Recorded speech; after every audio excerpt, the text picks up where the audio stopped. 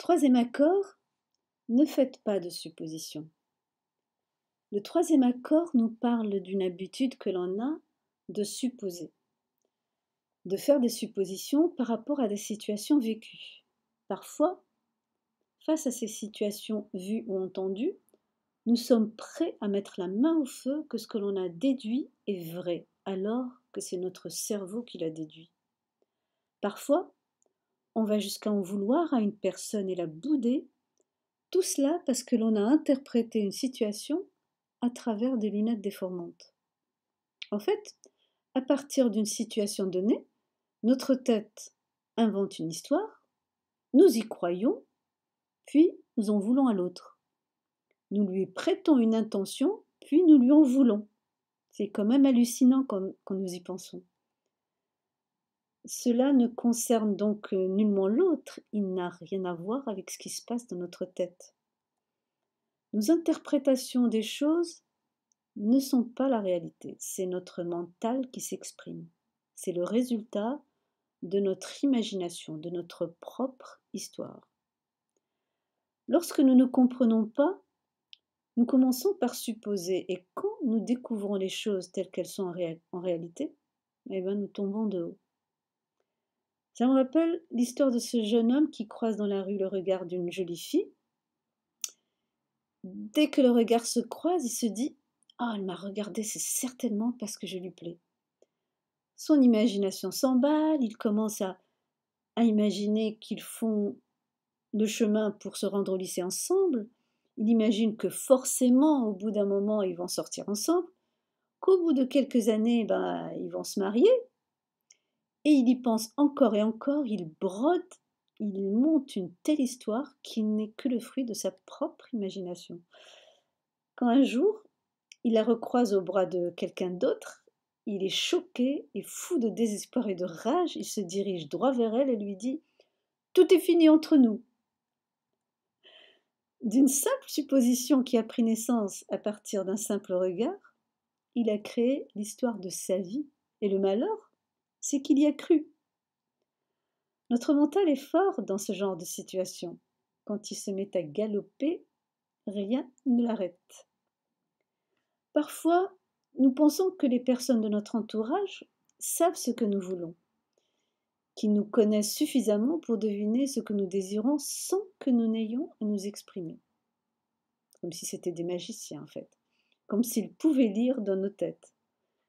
Et quand nos désirs ne sont pas comblés, nous sommes déçus, nous sommes irrités, nous sommes blessés, on en veut forcément à l'autre et on se dit « mais il devrait quand même savoir ce que je veux » ou alors elle devrait savoir quand même ce que je veux. Non, cette personne ne peut pas le savoir parce qu'elle n'habite pas votre tête. Et sans doute que ce qui est important pour l'un ne l'est pas forcément pour l'autre. Et ce n'est pas un tort. Mais pourquoi fait-on des suppositions en fait ? C'est parce que notre cerveau a besoin d'avoir des réponses immédiates. Nous avons besoin de comprendre pour nous rassurer. Notre cerveau a besoin de rationalité. Quand il ne peut pas expliquer quelque chose, il panique. Si par exemple, nous sommes seuls chez nous et que nous entendons un bruit dans une pièce voisine, si nous ne trouvons pas de raison à ce bruit, nous allons paniquer et en créer une. C'est peut-être un voleur, c'est peut-être un fantôme si on y croit. Et on se fait un cinéma. Nous avons un besoin de savoir et au lieu d'essayer de comprendre, nous inventons. Ce comportement a un rapport avec la manière dont nous fonctionnons, c'est-à-dire notre propre histoire, nos blessures, nos expériences, notre éducation, nos convictions, etc. L'humain est doué d'intelligence. Il est imaginatif, alors il imagine sans trop réfléchir. Il ne peut accepter tout simplement ce qui est sans essayer de comprendre. Quand quelque chose lui fait défaut, il se met à la créer, à l'imaginer. Certes, nous ne pouvons pas empêcher le cerveau d'imaginer, mais le problème, ce n'est pas tant d'imaginer ou de créer un scénario. Cela commence à être un problème quand nous commençons à croire aux fruits de notre imagination. Il nous arrive aussi de faire des suppositions sur nous-mêmes, en nous sous-estimant ou en nous surestimant sans vraiment prendre le temps de faire le point sur nous-mêmes. Parfois, nous nous mentons pour nous donner raison ou pour justifier un choix. Par exemple, quand nous rencontrons une personne qui nous plaît, nous nous mettons des œillères afin de ne pas voir ses défauts et nous nous mettons à amplifier les quelques rares qualités de cette personne. Mais le gros défaut qui crève la vue, nous l'occultons. Ou alors, nous essayons de nous rassurer en nous disant qu'il va changer, que nous allons en faire quelqu'un de bien.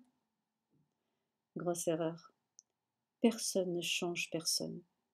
Nous n'avons pas ce pouvoir. Les gens changent quand ils décident de changer, quand ils le veulent par eux-mêmes. Et de toute façon, nous ne changeons pas durablement pour quelqu'un. Nous nous mentons. Et quand les problèmes apparaissent et s'amplifient, et que le défaut en question devient aussi apparent que le nez au milieu du visage, là, au lieu de reconnaître notre erreur, notre manque de discernement, nous rejetons la faute sur l'autre. Nous nous rendons responsables de nos choix, de nos mensonges, et nous disons « il a fini par montrer son vrai visage » ou alors « elle a fini par montrer son vrai visage ». Le véritable amour, c'est quand nous acceptons l'autre exactement tel qu'il est, avec ses défauts et ses qualités. Si nous commençons par trier et vouloir changer certaines choses chez quelqu'un, c'est que nous ne l'aimons pas tel qu'il est. Il est plus simple de trouver une personne en accord avec nos propres valeurs que de vouloir changer quelqu'un à notre goût. Et nous non plus n'avons à changer pour personne. Si quelqu'un essayait de nous changer, c'est que nous ne sommes pas assez à son goût. Cela voudrait dire qu'il ne nous aime pas tels que nous sommes. Il aime une image de nous. Il faut absolument rester tel que l'on est. Nous n'avons pas besoin de créer une fausse image de soi et encore moins de l'autre, car les gens nous aimeront pour ce que nous sommes. De ce fait, nous resterons en accord avec nos valeurs et avec celles de l'autre. Il n'y a pas de mécompréhension. Mes accords avec moi-même et avec l'autre sont impeccables. Faire des suppositions est le moyen sûr de nous attirer des problèmes, de plonger dans les malentendus, de noircir les relations avec notre entourage. Et la meilleure manière de s'empêcher de supposer est d'éclairer les situations. Pour cela, il n'y a qu'une seule solution, c'est la communication. La communication avec soi-même d'abord et avec les autres par la suite. Certes, ce n'est pas très facile pour les personnes qui n'ont pas l'habitude de communiquer, qui n'ont pas appris. Ayons le courage de le faire quand même. Prenons de nouveaux accords avec nous-mêmes. Rompons avec nos anciens comportements, nos anciens accords pris dans le jeune âge, quand enfants, les adultes nous sommaient de ne pas poser de questions. Et c'est arrivé à plus d'un d'entre nous. Et que par manque de choix, nous avions adopté ces accords-là. Osons, avec bienveillance, poser des questions à l'autre au lieu de nous les poser à nous-mêmes et d'y répondre. Tous les jours, prenons un moment, un court instant, afin de faire le bilan de la journée. Cela pourrait être dans les transports, débranchons nos écouteurs, ou alors, quand en fin de journée, nous marchons pour rentrer chez soi, prenons ce temps pour nous sonder et nous poser les questions suivantes. Ai-je été en accord avec moi-même aujourd'hui? Y aurait-il une valeur que j'ai bafouée? Y a-t-il eu un besoin qui n'a pas été nourri? Ai-je vécu une situation inconfortable qui est restée floue dans mon esprit? Sur quoi se base mon interprétation? Mon observation était-elle objective? Justifiait-elle vraiment mon interprétation? Ai-je été juste envers les autres et envers moi-même? Je me pose ces questions pour être vrai avec moi-même, pour être authentique, pour être fidèle à mes valeurs. En général, quand nous nous sentons inconfortable avec un événement vécu, notre corps nous le signale. Nous ne nous sentons pas très bien, nous sommes inquiets, quelque chose est bloqué au niveau du plexus solaire. Il nous faut donc avoir le courage, l'honnêteté de dénouer la situation et à partir de là, en tirer les conclusions. Cela pourrait être demander des explications aux personnes concernées, prendre de nouveaux accords avec soi-même, clarifier notre attitude, nos paroles afin d'éviter les interprétations d'autrui. Et peut-être que demain, un collègue ou un ami ou un proche viendra-t-il nous demander des explications par rapport à une situation qu'il n'a pas comprise. Et si c'était le cas, comprenons que cette personne a vraiment du mérite, car à travers sa démarche, cette personne voudrait partager ses pensées, ses émotions par une communication authentique et sincère. Elle veut certainement garder une relation transparente, saine et harmonieuse avec nous, une relation solide, enrichissante, sans mensonge et sans tricherie, une relation parfaite. Voilà pour ce troisième accord. J'espère que nous y penserons quand notre imagination, la bride sur le cou, se mettra à galoper.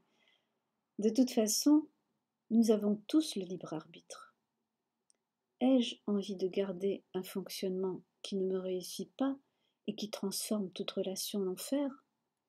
Ou alors, ai-je envie d'harmonie, de paix, d'avoir une relation saine, d'amour et de partage avec les autres? Alors, choix 1 ou choix 2?